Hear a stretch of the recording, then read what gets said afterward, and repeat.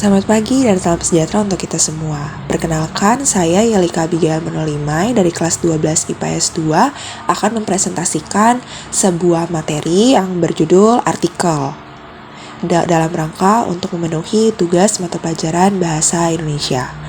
Adapun sub yang akan saya bahas pada materi ini adalah yang pertama ada definisi dari artikel, lalu tujuan artikel, ciri-ciri teks artikel, struktur, kaidah kebahasaan, contoh teks artikel, dan jenis dari teks artikel.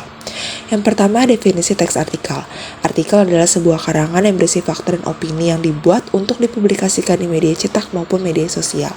Tujuan bagi penulis yaitu sarana untuk menyampaikan gagasan, sarana untuk berpikir secara sistematis, dan sarana publikasi hasil pemikiran secara ilmiah.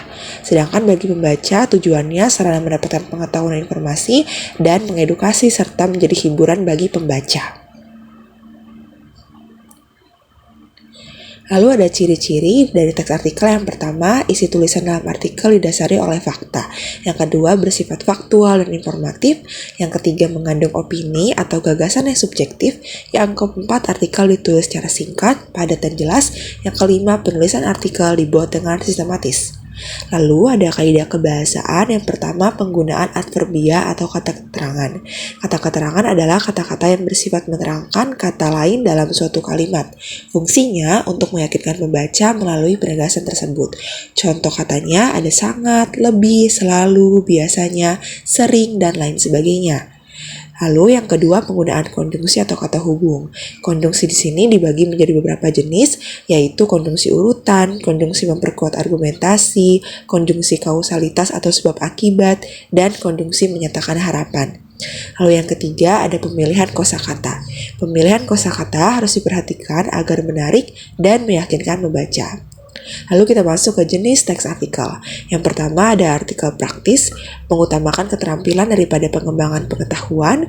Yang kedua artikel ringan, masalah ringan dan tidak butuh pemahaman yang mendalam. Yang ketiga ada artikel opini, membahas permasalahan yang mendalam dan punya penempatan yang khusus. Dan yang keempat ada artikel analisis ahli, berisi laporan sistematis mengenai hasil kajian atau penelitian. Misalnya skripsi, tesis, disertasi, dan sebagainya.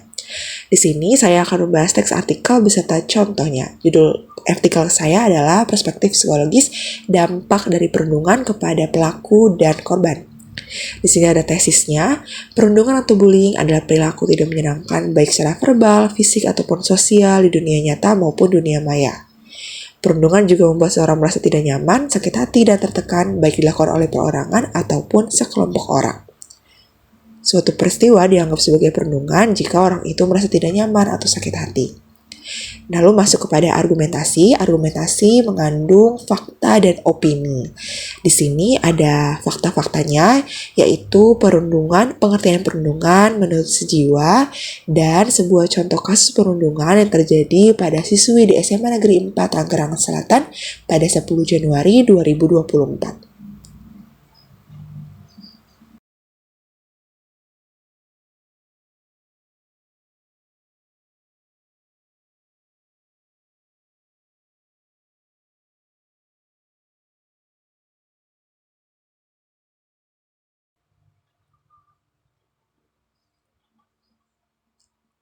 Masih masuk ke dalam argumentasi. Di sini ada 3 faktor yang menyebabkan seorang anak melakukan perundungan, yaitu ada faktor internal, faktor eksternal, dan faktor situasional. 3 faktor di sini masih berhubungan dengan sebuah fakta. Lalu dari kalimat salah satu faktor sampai dengan perundungan terhadap seseorang yang dianggap lemah merupakan opini penulis.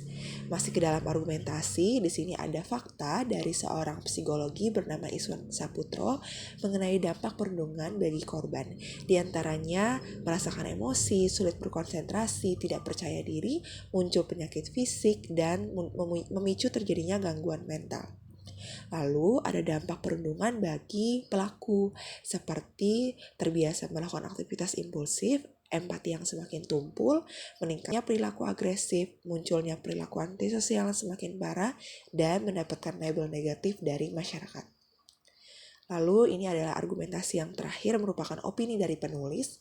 Sungguh miris, sekolah yang seharusnya menjadi tempat paling aman bagi anak-anak, kini berubah menjadi tempat berbahaya yang dapat mengganggu psikologis anak karena menjadi sarang perundungan. Sudah seharusnya sekolah menjadi institusi yang memberikan rasa aman dan nyaman bagi siswanya.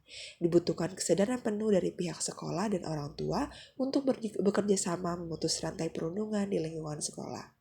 Peran orang tua dan guru di sekolah dalam hal mendidik dan membangun karakter anak menjadi kunci utama dalam upaya memutus rantai perundungan tersebut. Lalu kita masuk kepada penegasan ulang atau reiteration. Semua anak bisa menjadi korban atau bahkan pelaku perundungan yang sudah pasti dapat membawa dampak buruk bagi kesehatan fisik dan mentalnya. Diperlukan adanya kebijakan yang melibatkan seluruh komponen sekolah sampai pada orang tua yang tujuannya adalah untuk menyadarkan seluruh komponen sekolah dan orang tua murid tentang bahaya dari perilaku perundungan. Kebijakan tersebut dapat berupa program anti perundungan di sekolah dengan meningkatkan pengawasan terhadap aktivitas siswa dan komunikasi yang bisa dilakukan melalui sosialisasi dan kampanye stop perundungan dengan slogan, spanduk, dan workshop bertemakan bahaya perundungan. Semua ini dilakukan dengan tujuan paling tidak dapat meminimalisir atau bahkan menghentikan perilaku perundungan di sekolah. Penegasan ulang di sini juga bisa mengandung sebuah solusi terhadap permasalahan yang dibahas. Demikian materi artikel serta contoh teks artikel yang dapat saya paparkan. Semoga materi ini dapat bermanfaat bagi kita semua. Atas perhatiannya, saya ucapkan terima kasih.